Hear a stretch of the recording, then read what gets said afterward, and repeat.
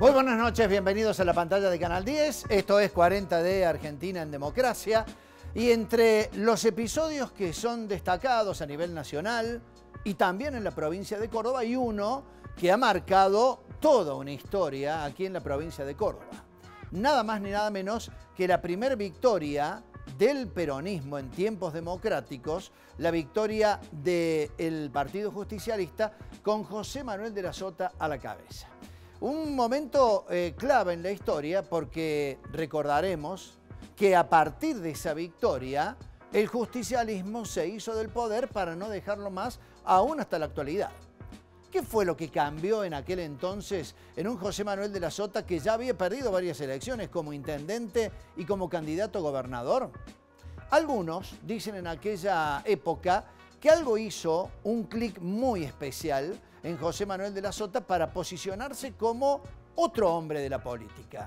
Mucho más maduro, aplomado, con decisiones realmente muy fuertes que lo llevaron precisamente al poder. Y aquí en el programa vamos a recordar algunos de esos hitos. Algunos les llaman promesas de campaña, pero en realidad fue una propuesta muy fuerte que le sirvió a de la Sota para llegar al poder. Y en este programa vamos a tener a quien fue una de las artífices precisamente para que de la Sota ganara esa elección. Nos acompaña esta noche Olga Riutort. Presentamos el programa. Tenemos todos la enorme responsabilidad de asegurar hoy y para los tiempos la democracia y el respeto por la dignidad del hombre en la tierra argentina.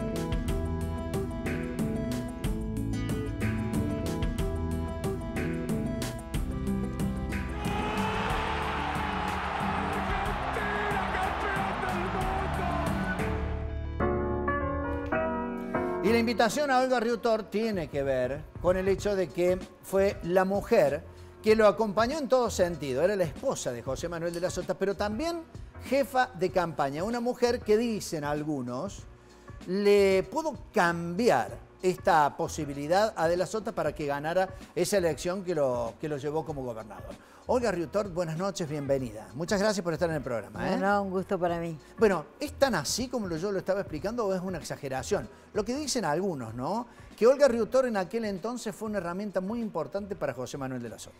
No, yo creo que fue una compañera que trabajó mucho y sobre todo pudimos organizar en Capital un peronismo que creo que logramos renovarlo, fortalecerlo y organizarlo. Pero me parece que hay dos cosas, a mi juicio, que ayudaron a ganar las elecciones. Una fue la propuesta de campaña, que fue muy novedosa, y en una economía difícil, cuando un eje de campaña es vamos a hacer una rebaja del 30% de los impuestos, creo que eso fue muy fuerte. Pero además también hay una historia anterior en donde después de la interna Cafiero de la Sota, Menem Duhalde, donde pierde Cafiero de la Sota, yo era muy amiga de Menem porque era presidenta del partido en la provincia de San Juan, y él siempre iba en la campaña y me decía, pero ¿qué haces con estos dos si voy a ganar yo, Olguita? Siempre me decía lo mismo. Dice, voy a ganar 9-1 en San Juan, y así fue realmente. Él en Córdoba, Menem, estaba muy arreglado políticamente con Mestre, que era el gobernador. Nosotros estábamos en la embajada en Brasil y aprovechando que había una amistad conmigo de confianza, le planteamos directamente si iba a seguir apoyando políticamente a Mestre, al mestrismo o realmente iba a dar la posibilidad de que nosotros pudiéramos dar batalla desde el peronismo en Córdoba.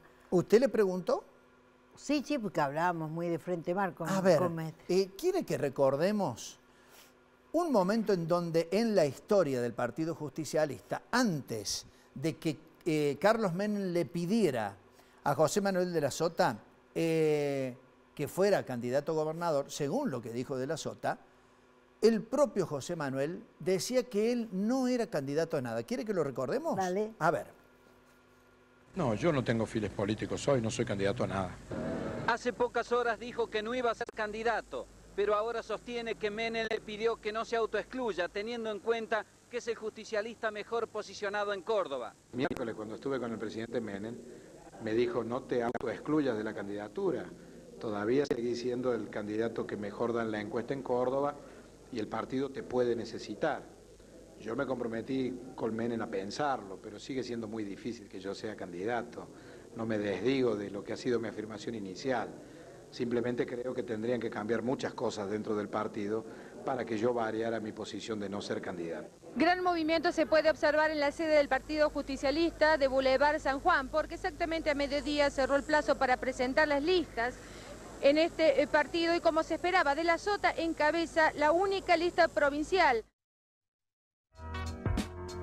Primero, José Manuel de la Sota decía que no iba a ser candidato, pero a esta instancia que usted relata, Olga, pareciera como que se abrió una puerta. Y del lado del menemismo. Sí, porque bueno, ya el peronismo en el país se alineó después de perder la interna a apoyar a Menem, y esto fue achicando las diferencias que siempre dejan unas internas tan profundas. La única vez que hubo realmente interna en el PJ Nacional, creo que la última vez que hubo. Y bueno, Menem se comprometió y puso como condición que llevásemos a Cámara de vicegobernador. Esa fue la para condición. Después hacerlo candidato a intendente. Esa fue la condición. Y creo que eso terminó de ayornar la fórmula y el apoyo del gobierno nacional para que nosotros pudiéramos tener una victoria que obviamente tuvo que ver la personalidad de José, la campaña, la propuesta, etcétera, pero creo que sin esa ayudita era una provincia muy radical, muy conservadora, y la amistad de Menem con Mestre era un hecho por todos conocido, y eso dificultaba mucho cualquier acción que nosotros pudiéramos llevar adelante. Yo nunca me voy a olvidar que estábamos en la embajada y Menem manda a intervenir el partido en Córdoba, o sea que las relaciones no eran buenas, pero bueno, eso fue una de las cosas que ayudó mucho a que nosotros pudiéramos llegar al gobierno. Y cuando dijo de la Sota, quiero que se cumplan algunas cosas que he pedido dentro del partido cordobés. ¿Qué era? Esto. ¿La intervención? No. Era que El dejara respaldo de de jugar, el gobierno nacional dejara de jugar con el radicalismo, que era la oposición al justicialismo aquí en la provincia de Córdoba, y eso se cumplió con estas condiciones, pero bueno, esto posibilitó, y después la historia se encargó de, bueno, resultados, gestión, gobierno, y esto hace que todavía Ya lo vamos a ver a eso, ya lo vamos a ver, pero antes que nada, en ese momento en que de la Sota se convierte en candidato a gobernador, por primera vez, porque ya había tenido alguna chance trunca que se había frustrado, él había reconocido que por primera vez tenía verdaderas chances de llegar a la gobernación de la provincia de Córdoba. Se lo dijo a Canal 10 en su momento, forma parte de nuestro archivo y lo compartimos así. ¿Están mejor posicionados? ¿Por primera vez la hegemonía radical puede estar en peligro? Yo creo que después de mucho tiempo los radicales mismos dudan cómo les va a ir. De esta manera, un optimista candidato a gobernador por el PJ, José Manuel de la Sota, indicó además que el justicialismo tiene la mejor posibilidad de ganar la gobernación de los últimos años. Pero usted que está haciendo campaña, ¿cuál es el humor que percibe? La gente quiere cambiar, quiere cambiar. Creo que el justicialismo está haciendo una campaña de propuestas, una campaña sin críticas excesivas ni mucho menos, y queremos pedirle a los cordobeses que nos den una oportunidad. José Manuel de la Sota decía, tenemos la sensación que esta vez la gente nos va a acompañar. Usted, Olga, ¿tenía ese pálpito que manejaba en esas declaraciones José Manuel de la Sota? Porque él ya lo había dicho en otras oportunidades, que el justicialismo tenía, en aquella oportunidad con el spot famoso de Saltemos el Charco, que tenía una posibilidad distinta a la Unión Cívica Radical. ¿Usted lo sentía así? Sí, porque hay que acordarse que en ese momento el gobierno radical, tal vez de todos los gobiernos radicales que hubo en Córdoba, tenía la mayor debilidad en la gestión. Estaban cerrando las escuelas, cerraban hospitales y esto generó una gran reacción en contra, que bueno, esto también influyó para el triunfo nuestro. De hecho, las primeras medidas que nosotros tomamos cuando llegamos al gobierno fue reabrir hospitales y empezar a construir escuelas a través de un crédito que conseguimos con el BID, ¿no? Se hicieron, me acuerdo en esa gestión, 300 y pico escuelas que después se siguieron multiplicando, ¿no? Pero uno sentía que había cansancio y que había mucha debilidad en el gobierno de Ramón Mestre. Mestre tuvo que hacer el ajuste que en su momento alguien le recomendó a Angelos hacer en su última etapa de gobierno. Le tocó bailar con la más fea. Sí. Digo, a un gobernador llegar a tratar de ajustar todo lo que Angelos había logrado como buenas medidas de gobierno, digo, le impactó de manera directa. Sí, en general los ajustes, la gente puede entender que no cierran los números y por eso hay ajuste, pero el que lo siente en el bolsillo al ajuste, la verdad que contento no se pone. Y también eso ayudó mucho y también, más allá de las malas gestiones o la etapa que le toca a Mestre gobernar, también había como un cansancio de muchos años del mismo color o signo político, en donde el radicalismo no se supo renovar. Y me parece que eso también jugó en contra en ese momento. De todas formas, para los memoriosos, hubo una propuesta de campaña que me parece que impactó de manera central. Creo que el radicalismo no reaccionó bien. Ya vamos a compartir un tape de lo que decía Ramón Mestre en ese momento cuando de la Sota proponía reducir un 30% de los impuestos. ¿De dónde salió eso, Olga? ¿Recuerda? Sí, bueno, cuando uno elabora una estrategia de campaña, busca qué cosas pueden impactar. Estábamos frente a un gobierno que ajustaba y el que nosotros pudiéramos dejar de meter la mano en el bolsillo a la gente, sino aliviárselo, creo que fue lo más importante de toda la comunicación que se hizo para ganar las elecciones. Y eso se debatió muchísimo, se sacaban las cuentas porque, bueno, la recaudación no es, es con los dineros que vos contás para llevar adelante un gobierno, y se discutió la famosa curva del Laffer, se discutió con gente del Banco Mundial, y bueno, se llegó a la conclusión de que se iba a poder hacer frente a todos los pronósticos, y se hizo, y al revés, el gobierno no quebró, sino que pudo avanzar, pudo crecer, conseguir créditos no solo del BID, del Banco Mundial, con los cuales se pudieron hacer los procesos de modernización que se llevaron a cabo, que también fue una propuesta de gobierno interesante, ¿no? Vamos a recordar la manera en que de la Sota, en este frente de batalla, por llamarlo de alguna manera, en esa campaña, prometía la reducción del 30% de los impuestos, pero paralelamente dialogaba con docentes que ya habían hecho una carpa blanca y también con los médicos muy preocupados por el cierre de hospitales, ¿no? A ver, ¿cómo era la crónica? Hay un 60% de cordobeses que no paga todos sus impuestos. Una evasión enorme. ¿Por qué? Porque los impuestos son impagables. Lo que nosotros estamos planteando es lo que aconseja la buena técnica económica. Es lo que hizo el presidente Ronald Reagan, el presidente Bill Clinton. Cuando la tasa de impuestos llega tan alta que se torna impagable, hace falta una baja brusca, una reducción brusca.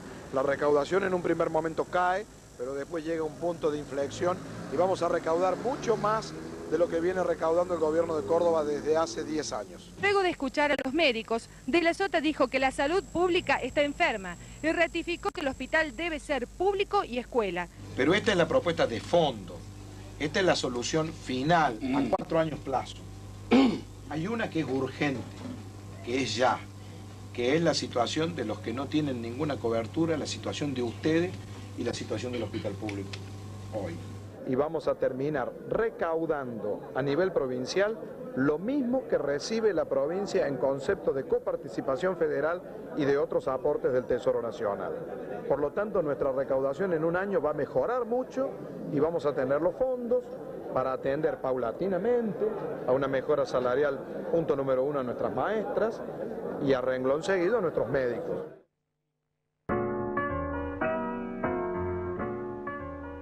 Allí De la Sota en su momento con una de las propuestas más fuertes. Olga, parecía como que esta cuestión, más allá de que creo que ustedes estuvieron también respaldados por un equipo publicitario muy fuerte que vino de Brasil, estamos hablando de Duda Mendoza. Sí. ¿Quién más lo integraba? ¿Joao Santana? No, Joao Santana fue después en la reelección. Era el equipo de Duda Mendoza que ya había estado trabajando con nosotros cuando enfrentamos a Angelos. Claro. O sea, cuando venimos de Brasil, de la embajada, ahí conocimos a esta gente, gobernaba Carlos de Melo en Brasil, fue ese presidente el que nos presenta a este equipo y cuando vinimos lo trajimos, ellos nos hicieron la campaña con Angelos, después hicimos la campaña que ganamos y después ya quedaron para las reelecciones como el equipo de campaña. Vamos a ir a la pausa, pero para el próximo bloque, Olga, yo le quiero preguntar qué fue lo que cambió entre esa elección que De la Sota perdió con Angelos y esta en donde le tocó enfrentar a Ramón Bautista Mestre y alzarse con una victoria que tengo entendido por los porcentajes fue clara, ya lo vamos a recordar. Pero le dejo flotando ahí la pregunta, ¿qué cambió en De la Sota y en el equipo que lo respaldaba para llegar al poder? Hacemos la primera pausa, seguimos en un ratito, no se vaya de la pantalla del 10.